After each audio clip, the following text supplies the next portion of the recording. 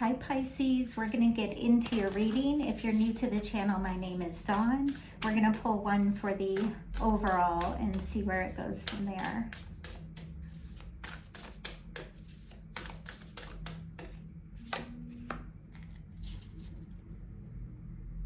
Survival on the bottom.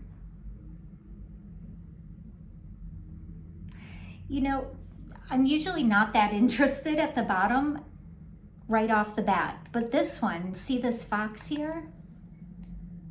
There's something, if you're going through a challenge currently, if you're in this kind of dark night type of feeling, there's something about the idea that it's not what you think it is.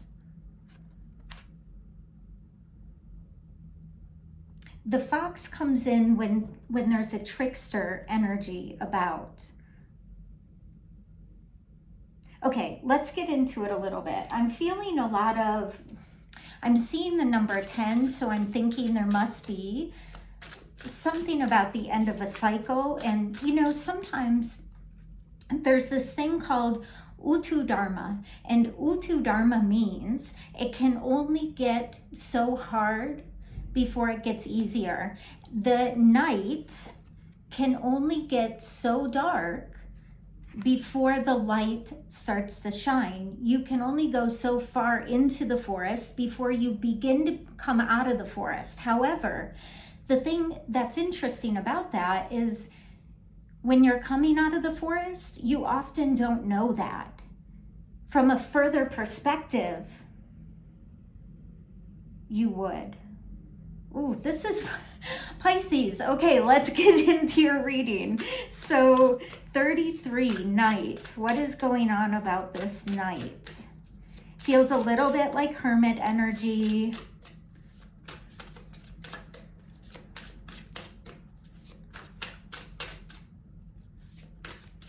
I think that Leo full moon probably was that we had recently might have been quite intense for you.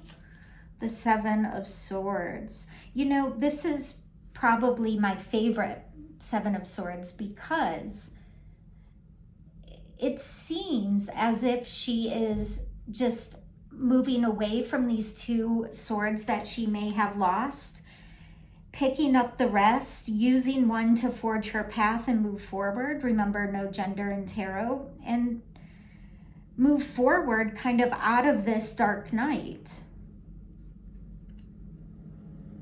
Let's get a little bit on this fox. Let's see what this trickster energy is.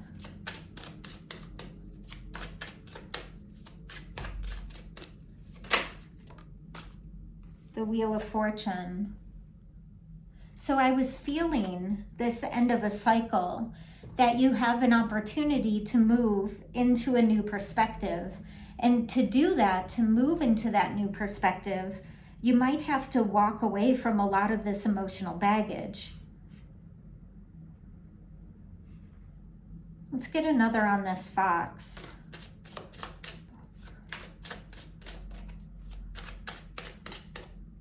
I don't know what that means. I'm hearing it is written. Look, you saw me shuffle, right? And then I heard stop, and then I heard that one. And here is the Eight of Cups again. It is written. What does that mean to you? Nine of Swords. So whatever this trickster energy is, it has you really caught up in your head. It almost feels like, see? Dang, Pisces, you're coming through hard. Okay, so with the Three of Wands, I'm feeling, I'm sorry this is taking me just a moment, but the messages are coming in kind of cryptic. This book here, I kept being directed to this book and hearing it is written. There's something about a traditional energy, or this idea of doing something by tradition, whether this is relationship wise. This feels like work and career, and it feels like you want to branch off on your own path, to do something the way that you feel, to leave behind the emotional baggage of having to conform to the way it is written. Wow, okay. Okay, we're gonna go over here for a second. This is a really cool message. This is exciting. Okay, so let's see what you can't see, all right, besides this trickster energy.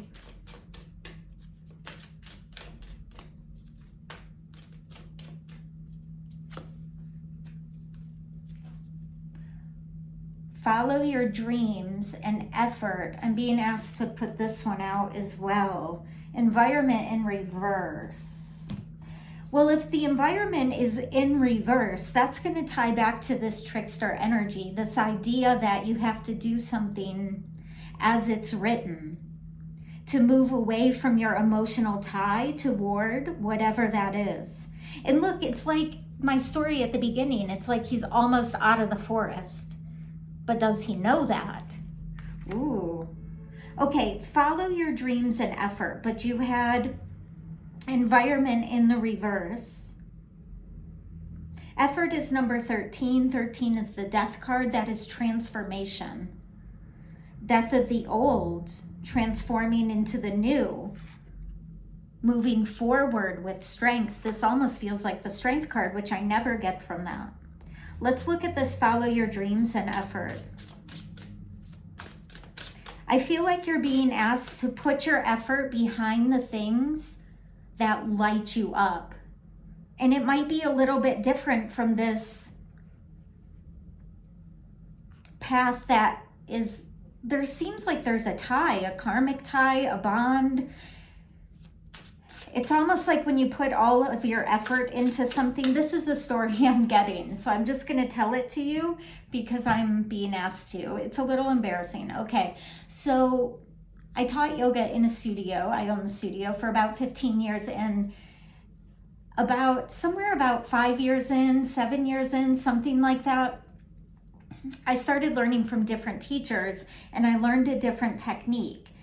And I had to then walk in to the studio and tell everybody that it's not that I was wrong, but I learned a different way. But I was so strict about this rule. This was the rule. They were supposed to keep their legs straight and forward bending because that's what I was taught for many, many years. And I realized that there was a better way. By hinging at the hips, bending the knees. I don't know why I'm going into this. I hope it's helpful. However, I had to go back in with my tail between my legs because it was the right thing to do, because I knew from deep inside. And it's not that serious. I get it. It's a forward bend. Not that serious. Okay, let's move on. This 7 of Wands. Yeah, defensive. So the Pisces, I love you. The story I just told you, I could have been defensive. I could have defended the past, 20,000 hours of saying, straighten your legs, straighten your legs, straighten your legs. But I had grown and I had found a better way. And I had to trust that people would love me enough or leave for me to actually speak my truth, leave behind what was written, because in my manual that was given to me, it was written to keep your legs straight, whatever that is for you.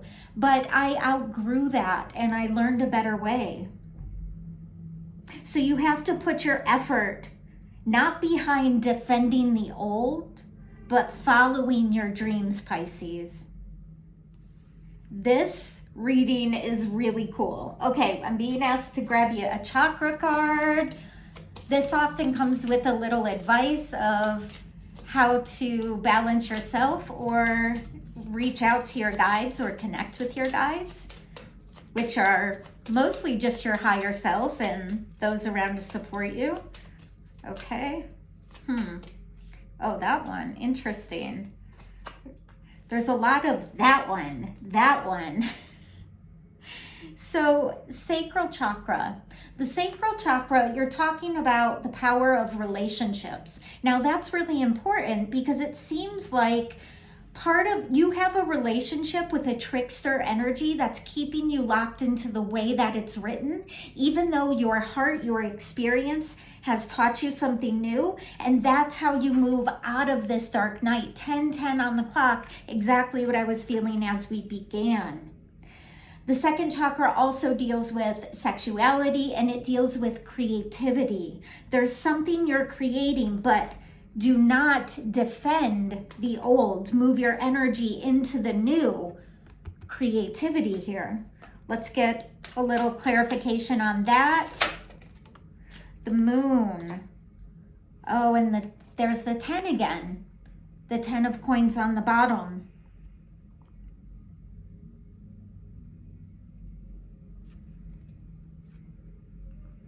And the 9 of Swords keeps coming up. I think what's happening here with this illusion over the second chakra is weighing the odds, not sure. It's like when you're coming out of the woods, you go deep into the woods, 11:11 on the clock. I'm going to leave you right after this. You go deep into the woods and you're walking for hours, and you get turned around, and all of a sudden you wonder if you should go back. And what Spirit is saying is just continue forward on your path. Put your effort forward to follow your dreams. I hope this was helpful, Pisces. I love y'all so much.